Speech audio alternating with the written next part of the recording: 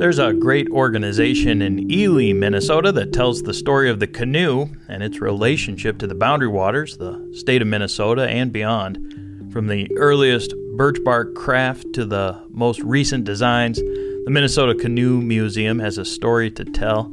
They're a small nonprofit with plans to move into their own dedicated space in Ely this summer. You can learn more and support their new museum space today. Go to mncanoemuseum.org.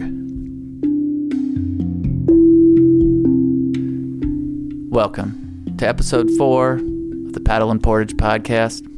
This is M. Baxley. I'm Joe Fredericks. I got to tell you a quick story before we get into the episode or even talk about anything related to the episode. Please do. I'm coming back from Duluth and driving to Grand Marais. There's this snowfall that came down in the late part of winter this year after no snow all winter. So it's just this beautiful drive, sunny drive, snow in the ditches in the woods. This snowshoe hare, white, but a little bit of brown, but mostly white, comes darting onto the highway. I'm going, 60 miles an hour, the speed limit, I point out. And, oh shoot, it's in the other lane. It's going to come right at me. Stops. It stops. Turns around. Goes back to where it came from. I look in the rearview mirror just to make sure that it's safe. As I look back there, this bald eagle swooping down into the ditch and grabs the hare. Then it tried to fly away and it had the hare and it was too heavy and it was anyway, it got the hare. And what a powerful scene it was. It's as real as it gets. Day in the life in the canoe country up here. It's real deal stuff, but that snowshoe hare's life is not on your guilty conscience, Joe Fredericks. It's just simply the circle of life. Right. And, how would it have been different if I'd have hit it and then something like that same eagle would have probably got it either way? Just made me think about a lot of stuff for some reason seeing that. Well, you never really know what's going to happen.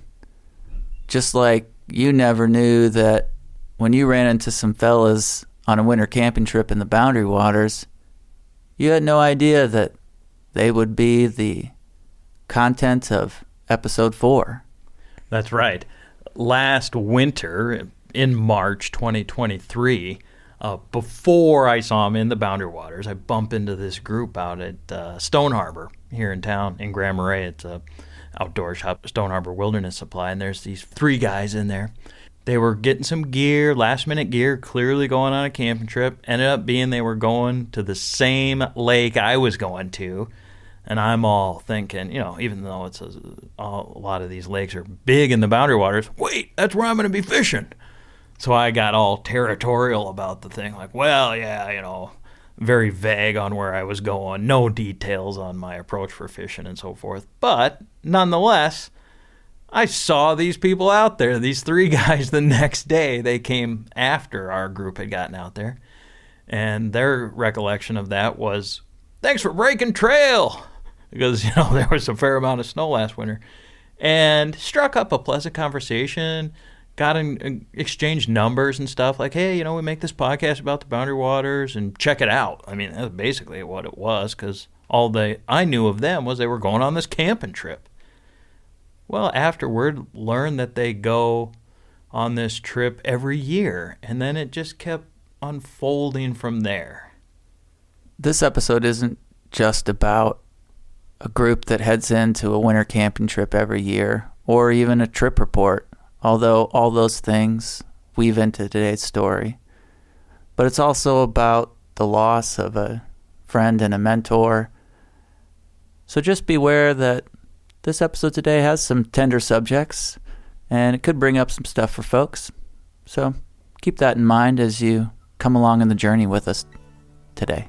That's right. And now that we're a few months into this paddle and portage journey that we're all on together, I wanted to take a moment to hear from someone, share a story from someone who's been enjoying the podcast, Paddle and Portage podcast, and our work prior to that as well, and has now been reading the content in the magazine as well. So one of what I guess we'll describe as a fan of Paddle and Portage.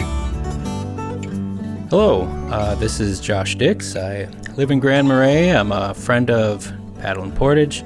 I've been listening to Joe and Matthew on their podcast since the beginning. I remember when I still lived in the cities then, and kind of used it as my escape back to the Boundary Waters. I would listen to it while I was at work or in traffic, and just dreaming of loons on lakes and campfires. And now I've since moved to Grand Marais, and I get to see that a lot more often, and still listen to the podcast every time it comes out, I think back to monthly.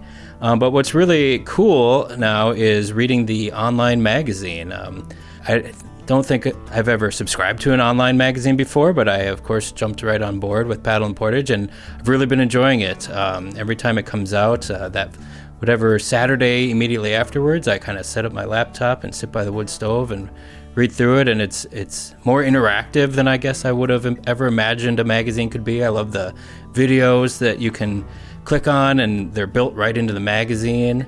I've enjoyed the articles, of course. Winter camping is one of my favorite things right now, and that was featured in the most recent magazine. And so I think you should check it out if you haven't. I think e-magazines are kind of a new thing that maybe not a lot of people know a lot about, but it's pretty darn cool, and I think if you take a look, you'll agree and really enjoy it too. Thanks, Josh Dix. The great Josh Dix. Appreciate all your support. Let's get into today's episode.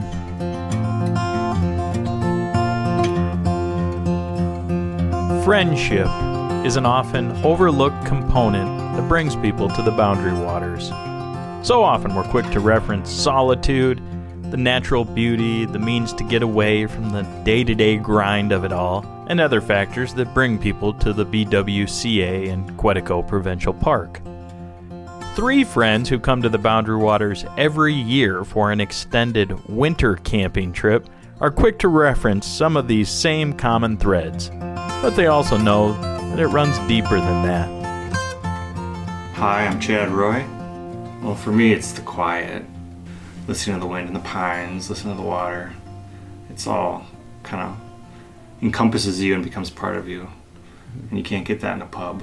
If you're living your daily life, you're not really aware of like the chatter in your mind, like the thoughts in your head. But then the contrast between the inner dialogue going on in your head and the quiet, it's, you're more aware of each individual thought, and you kind of you're like, oh, that's what I'm feeling. Oh, that's what I'm thinking. It's more easily accessible. I've lost a few people in my life, and going to the Boundary Waters after and having moments of quiet with yourself, it's introspective. It really helps you kind of, in the busyness of life, you don't really feel it in the same way, but then if you get out there by yourself in the wilderness and the quiet, and it all surfaces, and it all just, it hits you, but in a good way.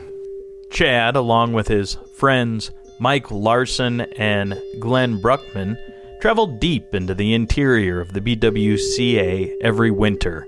In late February and into early March 2024, they started their annual winter adventure on West Bearskin Lake, crossing the wilderness line as they schlepped over the portage to Duncan Lake in the Mid-Gunflint Trail area. They spent the next 6 days traveling a collection of border lakes, including Rose and Mountain, moving down toward Canoe Lake and then back out at Daniels nearly a week later. They recorded some of their adventure along the way. Hey, this is Mike. And Glen. And Chad. And we're setting off here at Bearskin on a nice sunny morning, about 11 o'clock. Little breeze, and I'm happy to see that there's snow covered in the lake, so get to bring the skis on this trip. All right, here we go. Let's do it. Woo-hoo.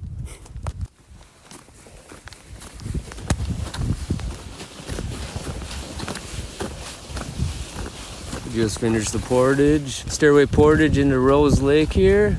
Sun is shining, a nice little breeze. They did a great job on the stairway there with the stone.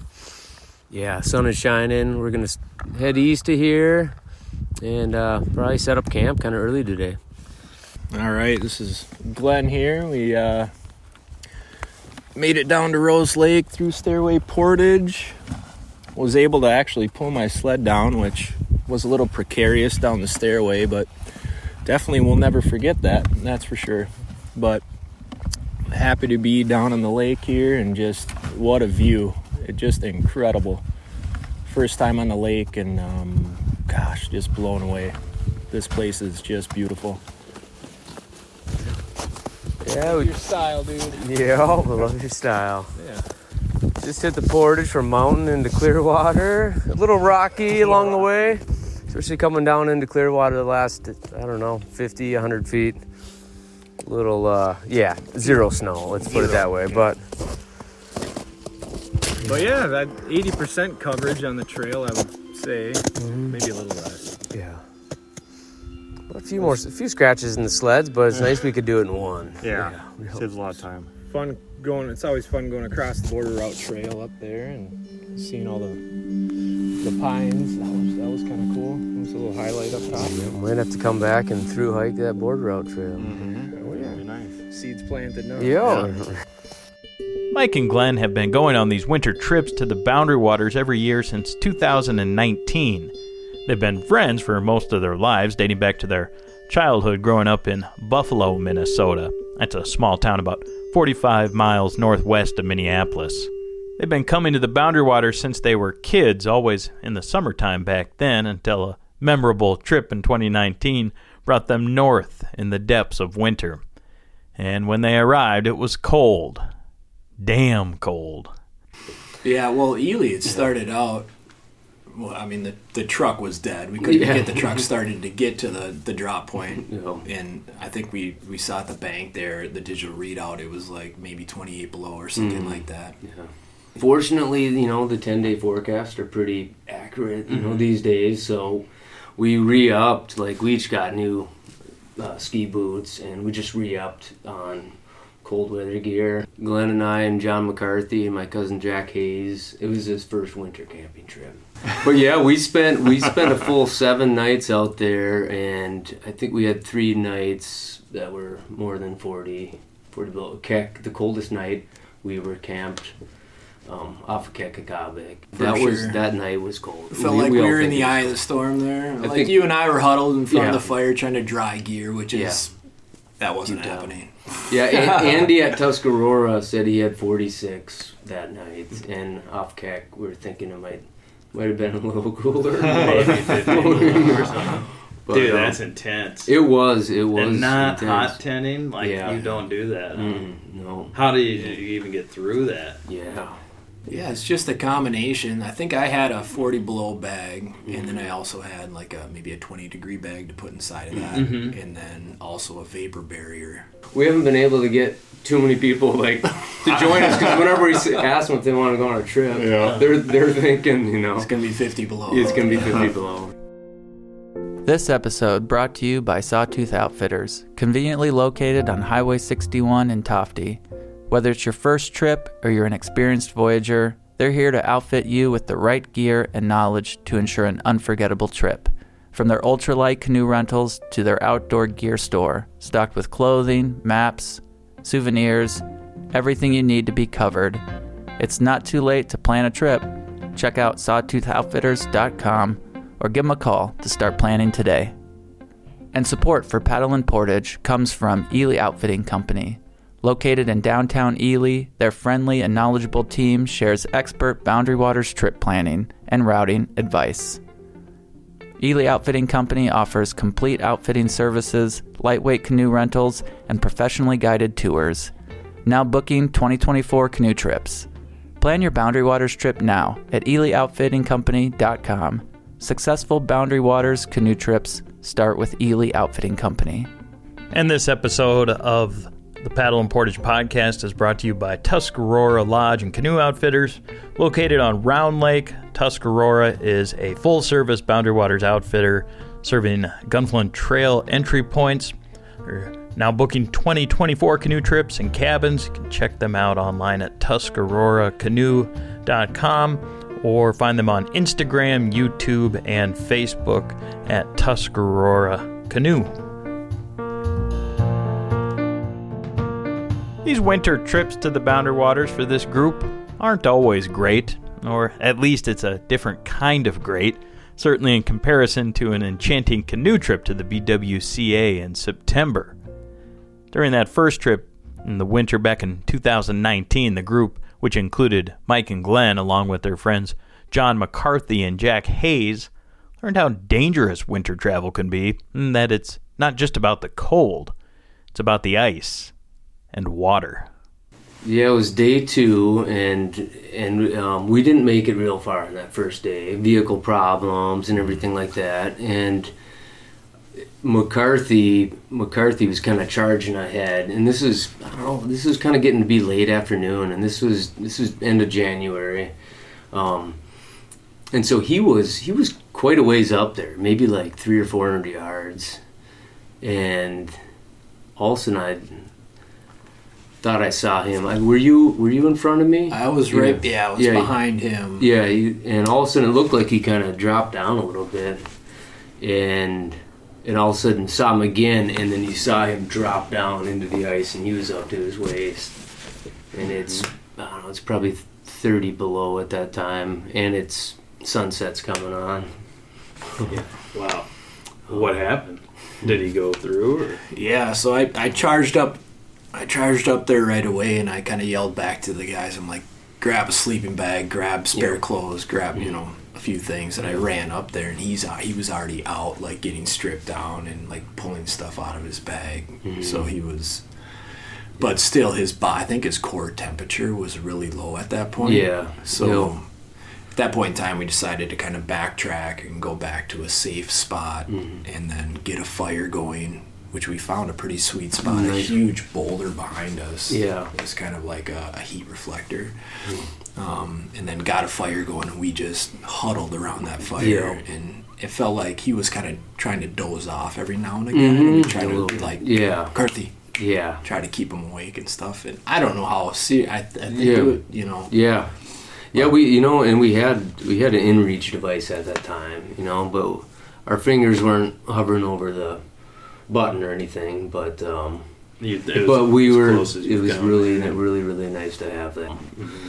And I think it was like sometime the next day, like in the evening, it's like, well, I think I'm starting to warm up. Yeah, damn. I mean, yeah. And what happened on the ice? Why did it? Well, it was just between two good-sized lakes, and the ice was so thin, and you think it's 40 below. I mean, we, I guess, didn't know better. Yeah. There was flow in there. There was flow between the lakes. Yeah. And there's only maybe an inch or so, inch or two ice. And did he hit the bottom, or why did he stop at his waist? He didn't touch the bottom, but he was able to spring himself back out. Mm-hmm.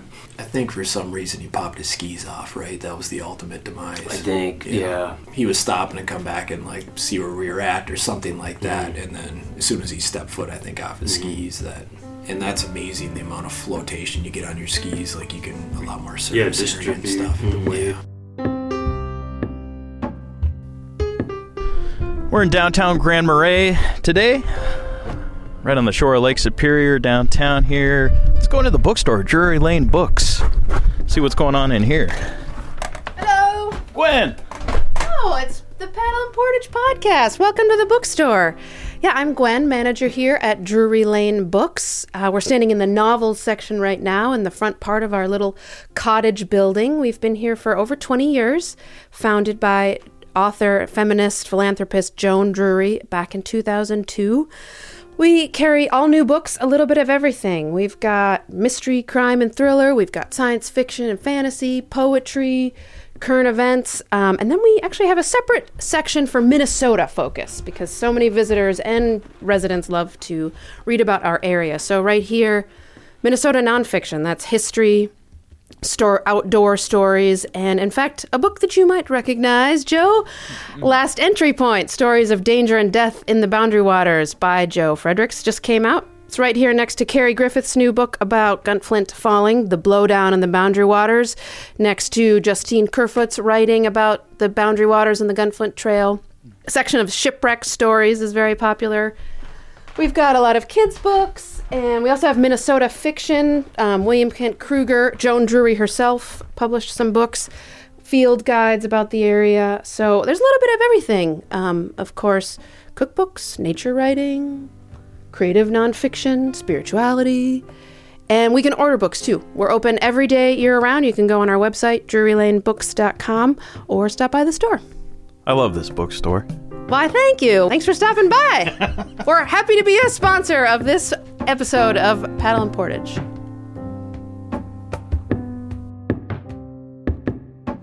Yeah, so that next day, we ended up getting a little throw line system and to get all our sleds through there because the banks were pretty steep. But we were able to get this throw line out, and we would tie off a sled and heave it way out into the thin ice, and then pull it around this all these boulders, and then we got all the sleds around, and then we were bushwhacking till we got to save ice, but it probably took us 4 hours to go 400 yards, and then that night we hit the Kekakabik and camped there. That was a cold night. Puts in perspective. Then I know that next day I was hitting the ice every time, thinking it's thin everywhere, Yeah. But you just don't picture that in your mind when it's 40 below or 30 below. Yeah. It's the ice has got to be safe, right? Yeah. But there was quite a few spots where we saw plenty of open water. Yeah. You know what I mean? Despite terrifying situations like this, the group keeps coming back. And it's because of the magic the Boundary Waters holds, they say, and that magic is richer for this group in the winter. It's also a place for processing, even topics that go beyond general reflection of the day-to-day of life. It's a place to process death and deep loss. 2 years ago, the group's dear friend, Tim Lee, passed away. Tim was there when Mike and Glen first started coming to the Boundary Waters as youngsters. Those were family trips in canoes, and Tim was older than them by a few years, but he was included in those family adventures, most of which took place on East Pike Lake on the eastern side of the BWCA. So his dad, Alan, and his buddy Virgil, our other friend's dad, they would take us rambunctious high school kids out there, and we'd go out there for a week, and right after school kind of got out, mid-June, and they'd always tell us, okay, now Alan would always say, okay, boys, now no alcohol in this trip. We got some older brother to buy us. We'd always stay at the furthest eastern site, and I think they were kind of that southern shore, point there, more towards the middle of the lake or whatever. Yeah. And then Tim and his buddy, he called baseball, they'd always come over in the evenings, and then we'd party. Yeah. We'd party together, but they would stay over with the folks over there. We just, as kids, we just heard Boundary Waters, and we just trusted his dad and him to bring us up. Last year, in March 2023, the group returned to East Pike Lake. They spent a few days at the same campsite where, as youngsters, they grew up in the Boundary Waters, with Tim often visiting them at their campsite. It was the first time they'd returned to East Pike and that site since Tim's passing. I think we all kind of firmly believe that it's the best place to go check in with how you're processing things, and just being in the beauty of nature, with spirits and animals and everything around. That's the best way for me to connect with myself and those that we love, and Yeah, it was nice at that site. Maybe we thought of things that we wouldn't have thought of before if we wouldn't have been there, And we were talking about, you remember the time with us? Or remember the time when we flipped the canoe out there late at night, yada yada, and stuff like that. Yeah, when Tim comes over and it's like, you guys are being really loud tonight. All right, give me a beer. But it's just a nice place to, especially with let it go. With us, just talk about everything and just open get up. it out of your system. There's no secrets, shared tears, laughter, Laughter for sure. Memories. Tim never made a winter trip to the Boundary Waters with the boys. He moved out to Arizona before they started. Out west, he got into rafting and rock climbing. He built a dory boat and paddled the Grand Canyon. Eventually, he moved to Washington State, living in Snoqualmie and in the Cascade Mountains. He was 45 years old when he died unexpectedly. Though he never made a winter trip to the Boundary Waters, he's with Chad, Mike, and Glen every year, they say, including this year as they reflected on him on their winter trek across the wilderness. Yeah, we're sitting here in the most beautiful spot and thinking of our good friend Tim Lee that passed.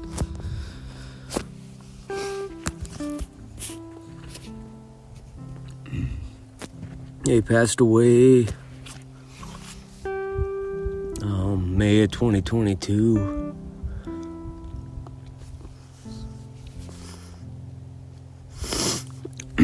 Unexpectedly and way before his time.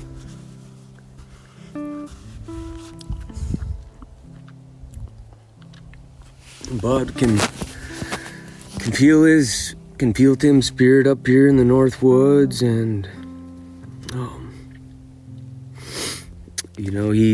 he taught me that there's no guarantees in life. The time we have with those we love. And he's kind of inspired me to live a life of adventure and happiness. And I wish his spirit a great journey into the great beyond, and we'll always be thinking of Tim. Such an open, kind soul. Tim was a great storyteller. I always admired his way to, and he had so many adventures that he'd been on, rafting and rock climbing and just that look in his eye when he'd be telling the story is just incredible. I miss those stories. But we've got a lot of stories we can reconnect and think about him. You're saying you felt safe? Yeah, it just seemed like, whenever you're on adventure with him, you kind of felt invincible. Everything was going to be just fine. Yep, he was like a big brother that he always make sure. That giant smile. That giant smile. Just look at you all right. If you're questioning doing something, he would be just, let's do it. Time to send it. Send it, yeah. A good sense of humor, too. Always made me laugh. Just the random stuff that came out of his mouth. Just a lovely soul all around. Good father, good man. Good brother, good son. Good to everyone. For Chad, Mike, and Glen, there's more to these winter trips than just the challenge of embarking on a winter expedition. It's not just about solitude or getting away from the grind or traffic jams on the way to work. It's about sharing space and connecting to people through the winter landscape. It's all earned. No wrinkle, each missing hair, each limp in your step or whatever. Each callus. That's right. Yeah, it's all earned. Is your hair, Mike? Jesus. Probably. Yeah. A long one? A little long. Oh, there he is. Maybe somebody hopped the fence the other day. Last night they came back. Yeah. A couple more hairs. Uh-huh. Hopped the fucking ridge. Yeah, well, feels like we're finality of our week-long trip and ending, as you said, Chad, ending in stride. Ending in stride. I feel like, Strong. if Bree and Carolyn and Oliver the cat would allow it, we'd stay out here another week for sure, a little resupply. But boy, it sure has been great travel conditions. Yeah, extremes of weather. We had, 35 below wind chill. Today we're sitting in the sun. And It Yeah. feels like it's 60 degrees almost. Yep. Gosh, really nice. Yeah. Good ice, really, all Yeah. over the place. Yeah, that's something we didn't really talk about yet, but I don't think we've seen less than like 16, 18 Yeah. inches Yeah. of ice On the size. entire time. Just as little Solid. spots where creeks are feeding the lakes, Yeah. you know, that's about it. I think we've seen even more open water on the vortex like that trip than, Yeah. than this trip. Yeah. To be Yeah. honest. The lack of snow cover this year. Yeah. Yeah, and like in the ice, just hearing the ice every night. I mean, there's not a breath's worth of silence. Like, and I think maybe Chad, you said it's probably the lack of snow. Usually, you got a bunch of snow on the lake, but the lakes have been very vocal all the time. The ice moving, shifting, always changing. Always changing. Sounds like a bunch of whales underneath there just talking back. I know, So yeah, cool. it's so Kinda great. peaceful. Each lake has its own It does. like tone and like body to it too. Yeah. Yep. Well, fantastic trip, and hopefully year 5, and hopefully many more. Oh yeah.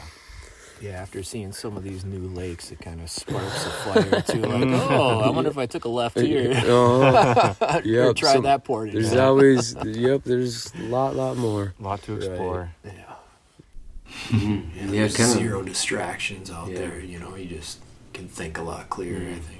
Yeah. Yeah, and kind of listening to the quiet too, and stepping out on the lake, away from your little fire at night, and looking up at the stars, and you see a shooting star, and Yeah.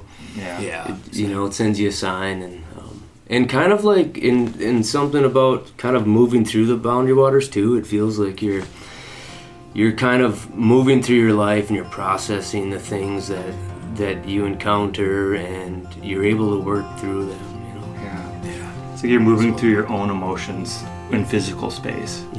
You know, like this lake, you're feeling this portage, you're feeling this, and you just, like you're moving through your grief in a physical world.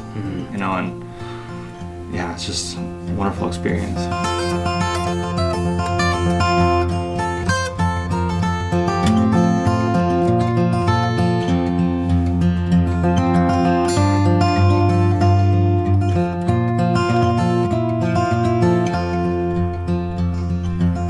It's an inevitable thing that we lose the ones we love. We're either the ones that get lost or the ones that are left to grieve. It's especially powerful when those folks have left a deep and lasting impact on our lives, especially around a place. These storytellers today, their life is forever made better by Tim. I hope that it helps everybody listening remember the Tim in their own lives. That's the beauty of the Boundary Waters and this ability that the podcast provides for the paddling community, people who go to the Boundary Waters, is to share these types of stories, because a lot of our mentors, people who've impacted us in life, are associated with other things. It could be, like a church or a job or a national park somewhere out west. But for our purposes here on the podcast, it's the Boundary Waters. And for this group, that was Tim's early encounters with them on East Pike Lake and the Boundary Waters, where Tim was a little bit older, and so he was at the adult camp. But he came over to the rowdy youth camp, and he was kind of in both worlds. And so they're associating, like, the stories that they shared with me about Tim that didn't make it to the episode are connected to the Boundary Waters. Like, those memories really are powerful and connected to the place. And that's such a beautiful thing that we get to share that in the podcast. I mean, that's what we created this for. Certainly that's what it's become at the very least. Absolutely. And on that note, thanks to all you, our listeners, for coming along with us on these stories. Keep sending your emails, sharing your stories with us. That's what this is all about. And keep coming along on the journey. It's good to have you. This is our first episode since Canoecopia, and so quick shout out to everybody that came up and said hi to us at the booth. It was a busy, busy scene. Thanks also to the people who attended our presentation. We had some emotion there that was shared in front of a large group of people, and all the folks that came up to the booth after the presentation too, and that whole weekend. Thank you for everyone there. And as you said, just the people who've been on this journey and are here with us at Paddle and Portage. It's so great to see these numbers of people listening and all over the country. We're now coming out of the winter, so some of the mood's going to change around the storytelling that we're doing, and we've got some very exciting things, some very real things, and some we don't know how you're going to react things coming up soon, too. Well, those are your favorite, aren't they? I'm plotting. Joe Frederick's full of surprises. Give me that maniacal Joe Frederick's laugh. You're going to like this one.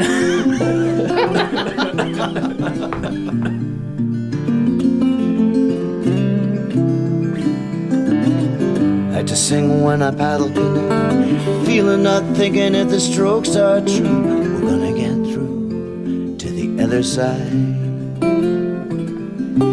Now, out in the night, the waves beat the shore. You can hear them pounding, you can hear them roar. Oh, roll me, rock me in my dreams. You can roll me, rock me in my dreams. So I like to sing, I love to dance, I play the fool if I got the chance.